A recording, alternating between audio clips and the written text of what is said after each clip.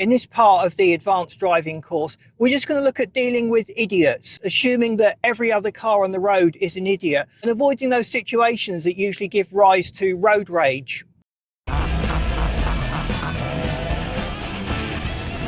So in this next section, I'm going to call it they're idiots, they're all idiots. If you as a driver assume that everyone else on the road is an idiot, you won't be far wrong. Now, it sounds cruel to just think that everyone's an idiot, but people do random things. They pull out in front of you without warning. They brake without warning. They do really strange and dangerous stuff. And the only way you can really categorize all these things is idiocy.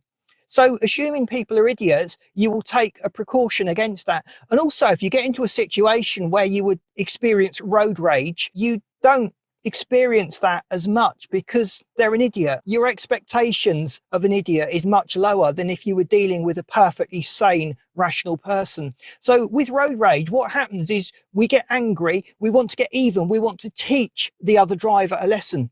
Now, you won't teach anyone a lesson with bad driving. You won't teach anyone a lesson from your car. It's not your job, it's not your responsibility. And all we're going to do is make ourselves a target for others. So bad driving is contagious. If you succumb to road rage, you've just made another bad driver on the road. So rising above it, assuming the other people are all idiots, and just developing our skills as a good driver or an advanced driver will go some way to helping us to deal with these morons that we get on the road. So how do you deal with idiots on the road? Well, you've got two options. You can let them drag you down to their level, but they will beat you because they're more experienced at being an idiot than you are. Or you can stay out of their motoring life. So the benefit of staying out of their motoring life is they are forced to stay out of yours. So typical scenarios, they're following you too close. So one thing you can do is brake, accelerate away briskly, and then lightly touch the brake pedal so that your brake light comes on, but not enough to significantly slow up your car. And that will psychologically encourage them to keep their distance.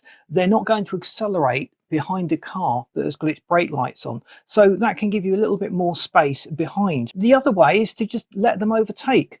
Personally, I would rather an idiot be in front of me than trust his skills not to rear end me should the worst thing happen. You also need to make adjustments for the person behind you. If they are following you too close, you must leave that little bit of extra space for you to stop and to give them space to stop. You may need to sound your horn to just wake them up if the worst happened in front of you and you had to take evasive action.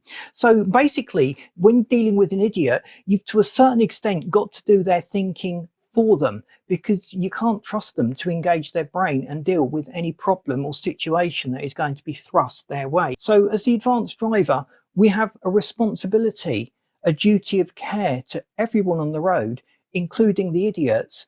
Hopefully it will stop them from being an idiot, or at least making those idiot mistakes. So I hope that's been useful to you. Please boot that like button. We've got more on driving coming soon. So if you haven't subscribed to the channel, please do so. We'd love you to stay tuned to all the tips that we've got coming out. And I've lined this video up for you that you should find really interesting. Thanks for watching. I'll see you in this next video.